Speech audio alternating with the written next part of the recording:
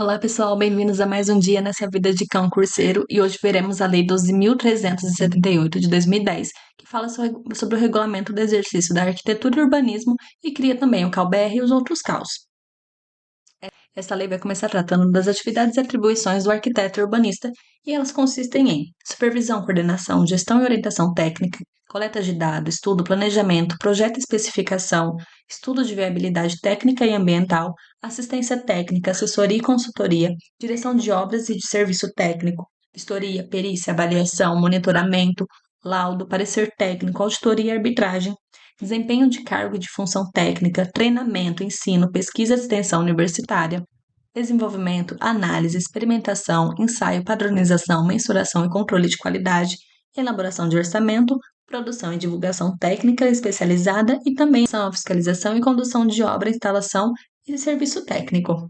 Ok, essas são as atividades desenvolvidas pelos arquitetos e urbanistas, ok? Só que onde que eles vão atuar? Logo em seguida, após esse artigo, a lei traz os campos de atuação no setor.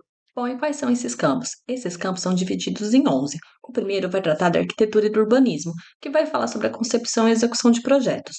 A arquitetura de interiores também vai falar da concepção e execução de projetos, só que de ambiente. Já a arquitetura paisagística vai remeter a tudo que for externo, falar da concepção e execução de projetos em espaços externos, livres e abertos, privados ou públicos, como parques, praças, considerados isoladamente ou em sistema, dentro de várias escalas, inclusive a territorial. Já o patrimônio histórico e cultural, ele vai falar sobre o projeto arquitetônico, urbanístico, paisagístico, de monumentos, o restauro, práticas de projetos e soluções tecnológicas para reutilização, reabilitação, reconstrução, preservação e restauro e valorização de edificações, conjuntos e cidades. Já o planejamento urbano e regional, ele vai tratar do planejamento físico territorial, com planos de intervenção no espaço urbano, metropolitano e regional, fundamentados nos sistemas de infraestrutura, saneamento básico e ambiental, sistema viário, sinalização, tráfego, trânsito urbano e rural, acessibilidade, a gestão territorial e ambiental, o parcelamento do solo, loteamento, desmembramento, arruamento, enfim, todo o planejamento urbano, o plano diretor, o traçado de cidades, desenho urbano, enfim, tudo isso vai encaixar dentro do campo do planejamento urbano e regional. Já na topografia, que é nosso sexto campo, ele fala da elaboração e da interpretação de levantamentos topográficos cadastrais para a realização de projetos de arquitetura, de urbanismo, de paisagismo, fotointerpretação, leitura, interpretação e análise de dados e informações topográficas e sensoramento remoto. Já no campo de tecnologia e resistência dos materiais, vai tratar dos elementos e produtos de construção, patologias e recuperações. Exemplo de sistemas construtivos e estruturais vai falar sobre estruturas, desenvolvimento de estruturas e aplicação tecnológica de estruturas. O nono campo vai falar sobre as instalações e equipamentos referente à arquitetura e urbanismo, enquanto o décimo campo vai falar do conforto ambiental, que nada mais é do que técnicas referentes ao estabelecimento de condições climáticas, acústicas, lumínicas e ergonômicas para a concepção, organização e construção dos espaços. Nosso último campo vai tratar do meio ambiente, do estudo e avaliação de impactos ambientais. Ele vai tratar sobre o licenciamento ambiental, a utilização racional de recursos disponíveis e desenvolvimento sustentável. Os campos de atuação do profissional para o exercício da arquitetura e urbanismo são definidos a partir de diretrizes curriculares nacionais que dispõem sobre a formação do profissional arquiteto urbanista, nas quais os núcleos de conhecimento de fundamentação e conhecimentos profissionais caracterizam a unidade de atuação do profissional. Agora vamos falar do registro do arquiteto urbanista. Para uso do título de arquiteto urbanista e para registro da atividade profissional privativa correspondente, é obrigatório o registro profissional no CAU do Estado ou do Distrito Federal. Poderão obter esse registro também nos CAUs do Estado ou do Distrito Federal aqueles que são portadores do diploma de arquitetura e urbanismo ou diploma de arquiteto ou arquiteto urbanista obtido em instituição estrangeira de ensino superior, porém ela tem que ser reconhecida no respectivo país e esse profissional tem que ser devidamente reavaliado por instituição nacional credenciada para conseguir obter esse registro aqui, tá certo? Cumpridos os requisitos necessários, poderão obter registro no CAU dos estados e do Distrito Federal em caráter excepcional e por tempo determinado os profissionais estrangeiros sem domicílio no país. Então, quem é estrangeiro, não tem domicílio no país, pode sim obter o registro no CAL, só que em caráter excepcional por tempo determinado e todas as atividades por ele desenvolvidas no projeto serão condicionadas à supervisão de algum arquiteto, alguma sociedade de arquiteto que tenha registro no CAL, tá certo? E que seja domiciliado no país, tá certo? Espero que isso tenha ficado claro. Então vamos continuando. Exerce ilegalmente a profissão de arquiteto urbanista, pessoa física ou jurídica que realizar atos ou prestar serviços públicos ou privados privativos dos profissionais de que trata essa lei, ou ainda que, mesmo não realizando esses atos privativos, se apresenta como um arquiteto urbanista ou como pessoa jurídica que atue na área da arquitetura e urbanismo sem o registro no CAL. Então, o registro ele é obrigatório. Se não tiver o registro, se apresentar como arquiteto ou como uma empresa da área da arquitetura e urbanismo sem o registro no CAL, exerce a profissão de modo ilegal. A carteira profissional do arquiteto e urbanista possui fé pública e constitui prova de identidade civil para todos os fins legais. Agora vamos tratar da interrupção e do cancelamento desse registro, tá certo? É facultado ao profissional e à pessoa jurídica que não estiver no exercício de suas atividades a interrupção de seu registro profissional no CAL por tempo indeterminado, desde que atenda às condições regulamentadas no CAL-BR.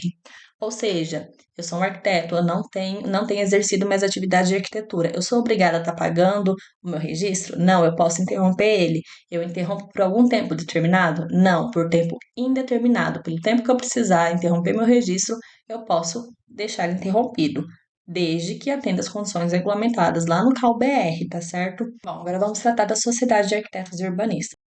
Os arquitetos e urbanistas, juntamente com outros profissionais, podem se reunir em sociedade de prestação de serviços de arquitetura e urbanismo, nos termos das normas do direito privado, desta lei e do Registro Geral do CAL-BR.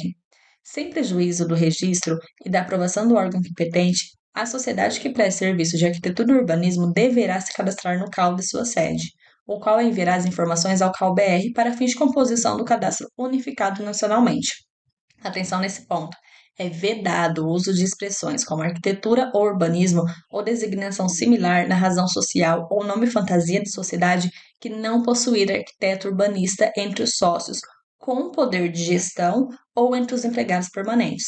Então não adianta você possuir apenas como sócio um arquiteto urbanista, ele precisa ser sócio, porém com poder de gestão ou estar entre os empregados permanentes para você poder usar na razão social ou no nome fantasia da empresa as expressões tanto arquitetura, urbanismo ou qualquer designação similar. Acervos técnicos. O acervo técnico constitui propriedade do profissional arquiteto e urbanista e é composto por todas as atividades por ele desenvolvidas. Para fins de comprovação de autoria ou de participação e de formação do acervo técnico, o arquiteto urbanista deverá registrar seus projetos e demais trabalhos técnicos ou de criação local do ente da federação onde atue. A qualificação técnica de sociedade com atuação nos campos da arquitetura e do urbanismo será demonstrada por meio de acervos técnicos dos arquitetos e urbanistas comprovadamente a elas vinculados. Agora vamos falar dos deveres do arquiteto urbanista. É dever do arquiteto urbanista, né, ou da sociedade de prestação de serviços de arquitetura e urbanismo indicarem documentos, peças publicitárias, placas ou outro elemento de comunicação dirigido a cliente, ao público em geral ou ao CAL local, o nome civil e a razão social dos autores do projeto ou do serviço, o número de registro no CAL local e a atividade a ser desenvolvida. Quando se tratar de atividade desenvolvida por mais de um arquiteto urbanista ou por mais de uma sociedade de prestação de serviço de arquitetura e urbanismo, e não sendo especificados diferentes níveis de responsabilidade, serão todos considerados indistintamente, tanto coautores como corresponsáveis, tá bom? Aquele que implicar ou executar projeto ou qualquer trabalho técnico de criação ou de autoria de arquiteto e urbanista deve fazê-lo de acordo com as especificações e o detalhamento constantes no trabalho, salvo autorização em contrário, por escrito do autor. Ao arquiteto e urbanista é facultado acompanhar a implantação ou execução de projeto ou trabalho de sua autoria, pessoalmente ou por meio de preposto especialmente designado com a finalidade de averiguar a adequação e a execução ao projeto ou concepção original. Alterações em trabalho de autoria de arquiteto e urbanista, tanto em projeto como em obra dele resultante, somente poderão ser feitas mediante consentimento por escrito de pessoa natural titular dos direitos autorais, salvo pactuação em contrário. Então, essa autorização ela precisa ser por escrito, tá bom? Consentimento, não vale verbal. No caso de existência de coautoria, salvo pactuação em contrário, será necessário a concordância de todos os coautores. Então, tem lá um projeto que você quer estar fazendo alguma alteração nele, tanto seja no projeto como numa obra resultante dele. Essa alteração, ela é somente autorizada mediante escrita pelo titular do direito autoral. Se tiver mais de uma pessoa, se tiver dois arquitetos que atuaram nesse projeto, eles são coautores, você precisa da autorização dos dois para conseguir alterar esse projeto, salvo alguma pactuação em contrário. Em caso de falecimento ou incapacidade civil do autor do projeto original, as alterações e modificações poderão ser feitas pelo coautor ou, não havendo coautor, por outro profissional habilitado, independentemente de autorização, que assumirá a responsabilidade pelo projeto modificado. Vamos lá dar uma recapitulada. Alterações em trabalho de autoria de arquiteto. Ele só pode ser feita mediante consentimento escrito da pessoa natural de direito autoral, certo? Se caso tiver mais de um arquiteto envolvido, numa coautoria, você precisa da autorização de todos. Nesses dois casos, salvo pactuação em contrário. Você precisa da autorização de todos. Mas o autor ele faleceu ou está incapaz civilmente. Nesse caso, você não precisa de autorização, certo? O arquiteto urbanista que não participar de alteração em obra ou trabalho de sua autoria é permitido o registro de laudo no CAL, tá certo? De seu domicílio, com o objetivo de garantir a sua autoria e determinar os limites de sua responsabilidade. Então, aquele autor do projeto original, nesse caso ele não vai participar da alteração da obra, ele pode fazer um laudo no CAL com o objetivo de garantir a sua autoria e determinar também os limites da sua responsabilidade.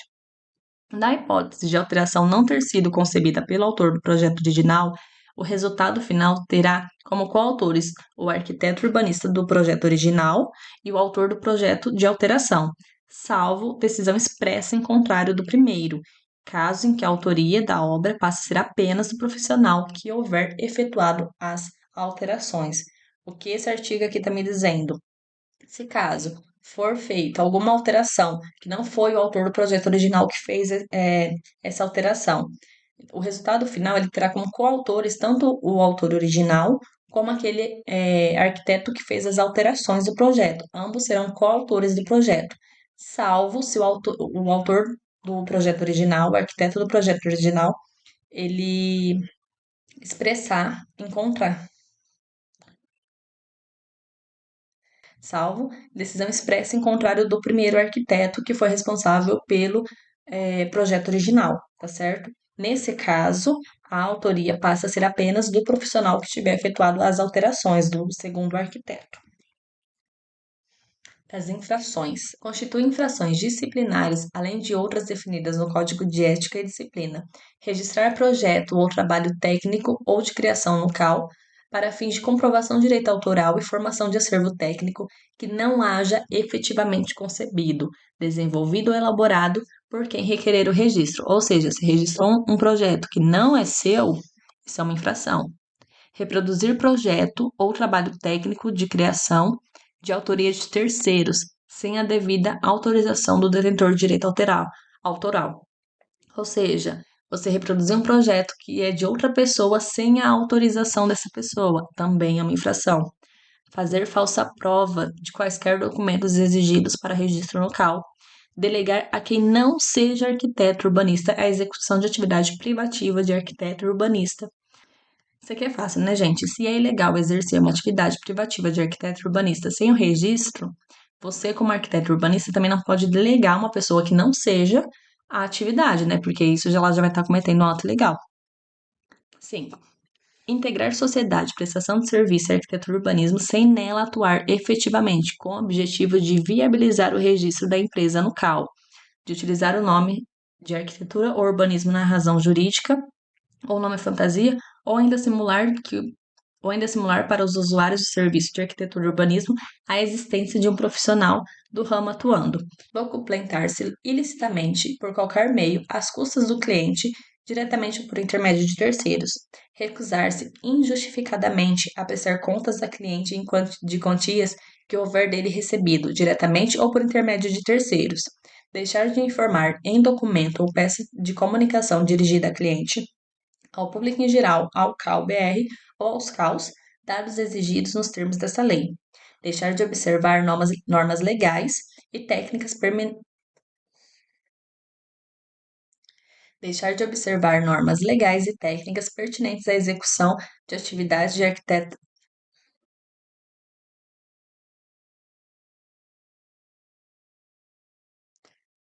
Deixar de Deixar de observar as normas legais e técnicas pertinentes na execução de atividades de arquitetura e urbanismo, ser desidioso na execução do trabalho contratado, deixar de pagar a anuidade, taxas, preços de serviços e multas devidos ao CAL-BR ou aos CAUs, quando devidamente notificado, e não efetuar registro de responsabilidade técnica quando obrigatório. Das sanções. São sanções disciplinares: a advertência, a suspensão de 30 dias a 1 ano do exercício de atividade de arquitetura e urbanismo em todo o território nacional, cancelamento do registro e multa no valor de 1 a 10 anuidades, que pode incidir cumulativamente com as outras, tá bom?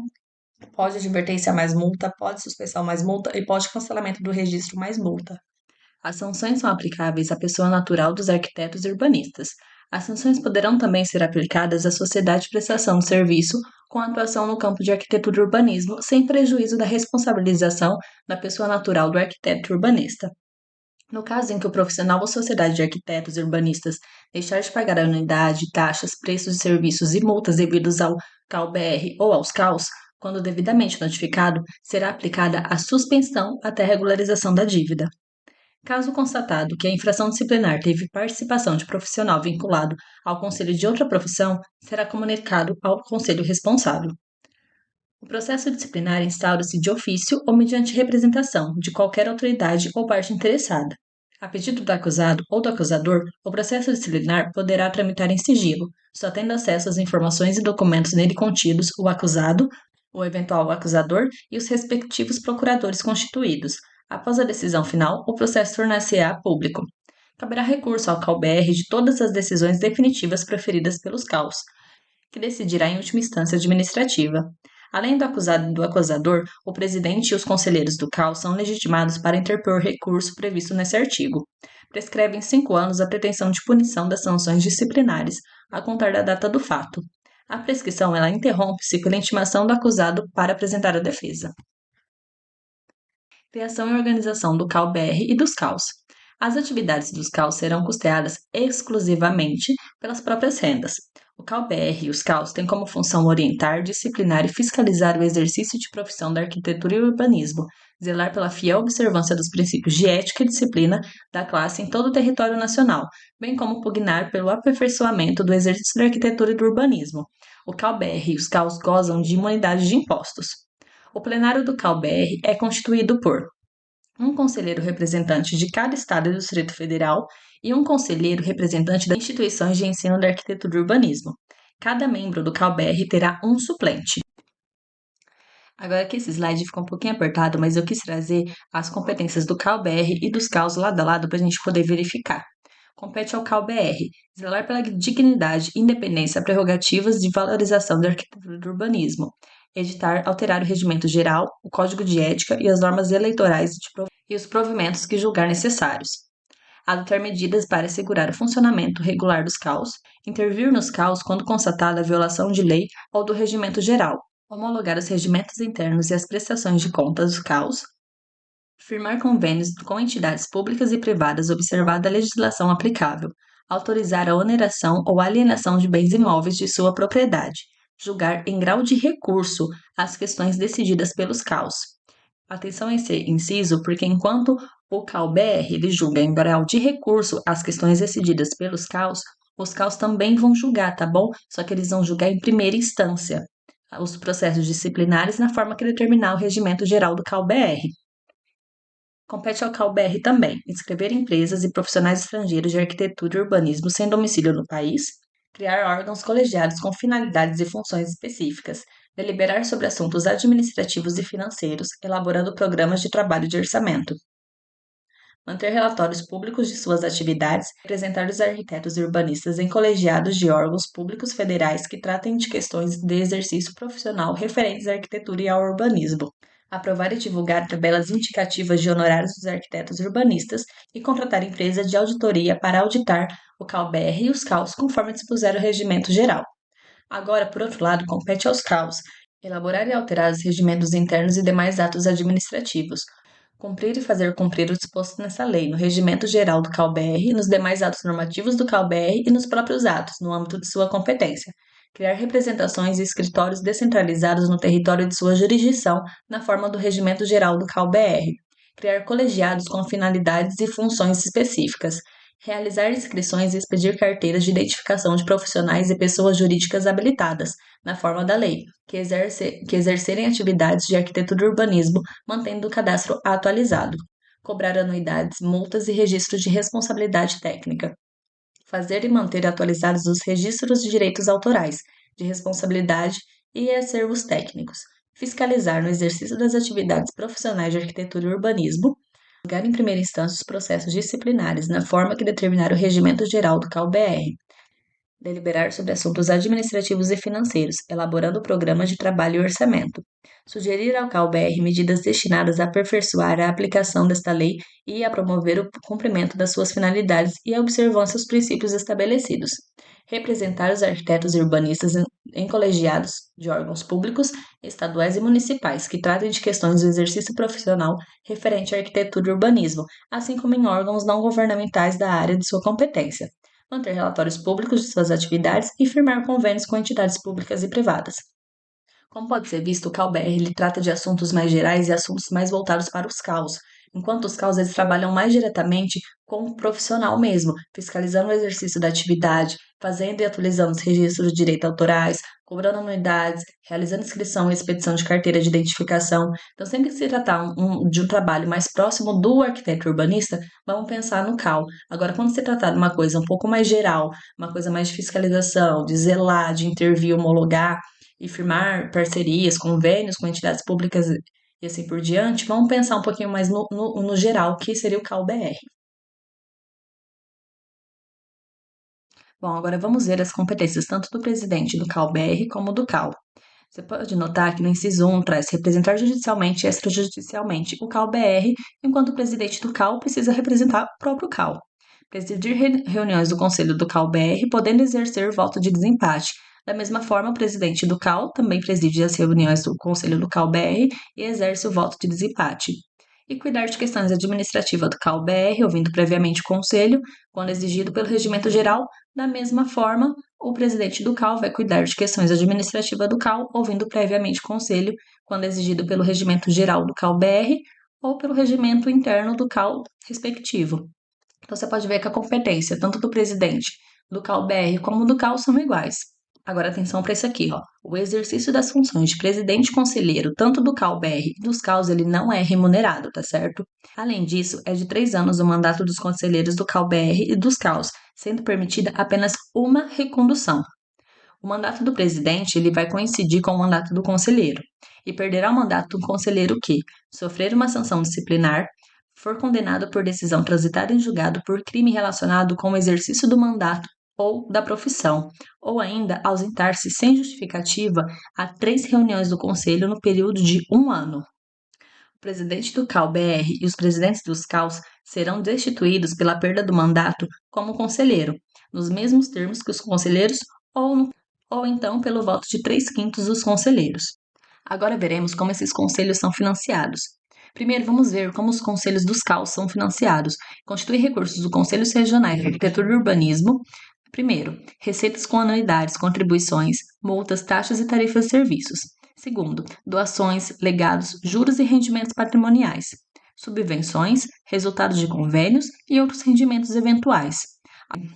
Agora, o CalBR ele é financiado com 20% da arrecadação prevista no inciso 1, que são as arrecadações feitas pelos CAUs, com as receitas de anuidades, contribuições, multas, taxas e tarifas de serviço. Então, essas arrecadações que o CAU faz, 20% vai para o CalBR. Além disso, o CalBR ele é financiado por doações, legados, juros e receitas patrimoniais, subvenções, resultados de convênio e outros rendimentos eventuais, assim como os CAUs. Será constituído um CAL em cada estado e Distrito Federal. A existência de CAL compartilhado por mais de um estado da federação somente será admitida na hipótese em que o número limitado de inscritos inviabilize a instituição do CAL próprio para o estado e depende da autorização do CAL-BR, em decisão que será reavaliada a cada, no máximo, 6 anos. O plenário do CAL de cada estado da federação e do Distrito Federal é constituído por um presidente e de conselheiros. Os conselheiros e respectivos suplentes serão eleitos na seguinte proporção: até 499 profissionais serão eleitos 5 conselheiros.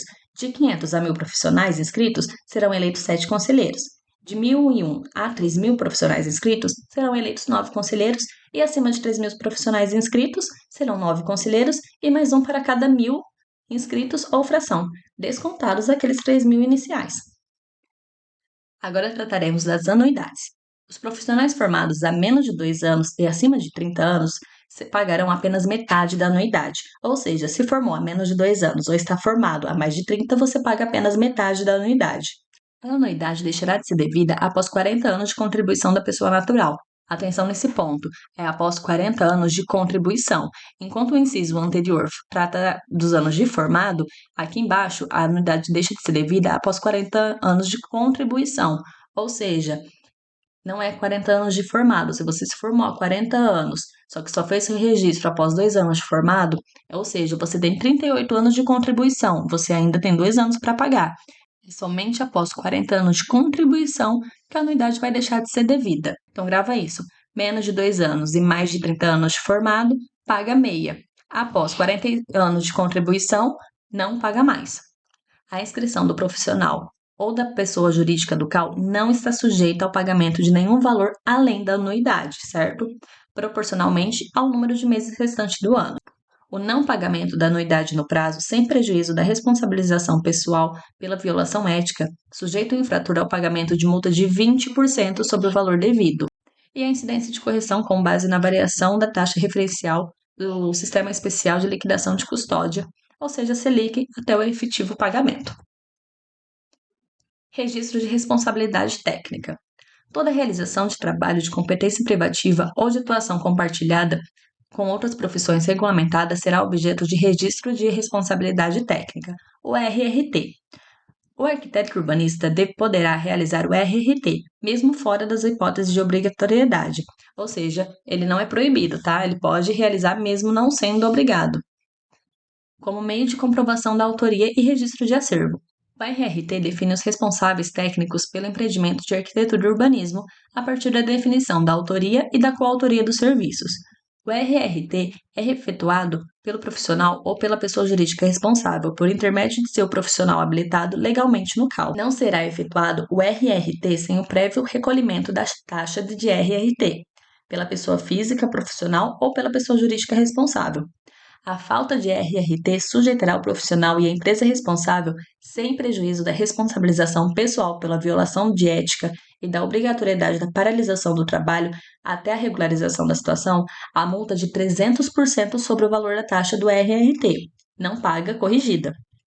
A partir da autuação, com base na variação da taxa referencial do Sistema Especial de Liquidação e Custódia, a Selic, acumulada mensalmente até o último dia do mês anterior ao da devolução dos recursos, acrescido o montante de 1% no mês da efetivação do pagamento. Ou seja, atenção nesse ponto, é multa de 300% sobre o valor da taxa da RRT quando ele é obrigatório e o profissional não faz. Além dessa multa, tem a responsabilização pessoal e a paralisação do trabalho até a regularização da situação, ok? Lembrando que a outra multa que foi citada nessa lei está aqui, ó, no caso de não pagamento da anuidade, multa de 20%. No caso da não efetuação do RRT, quando ele é obrigatório, é multa de 300% sobre a taxa, tá certo? Mas essa multa ela não vai ser aplicada em todos os casos, tá? Pode ocorrer caso em que o RRT é obrigatório, mas não é possível fazer ele naquele momento, que é o que vai dizer o próximo artigo, que ele vai falar assim, ó, isso não se aplica no caso de trabalho realizado em resposta à situação de emergência, se o profissional ou a pessoa jurídica diligenciar, assim que possível, na regularização da situação. Então, ele pode ser realizado o trabalho sem um RRT somente em caso de emergência e o profissional ou a pessoa jurídica tem que, assim que possível, regularizar a situação. Da cobrança dos valores pelos CAUs.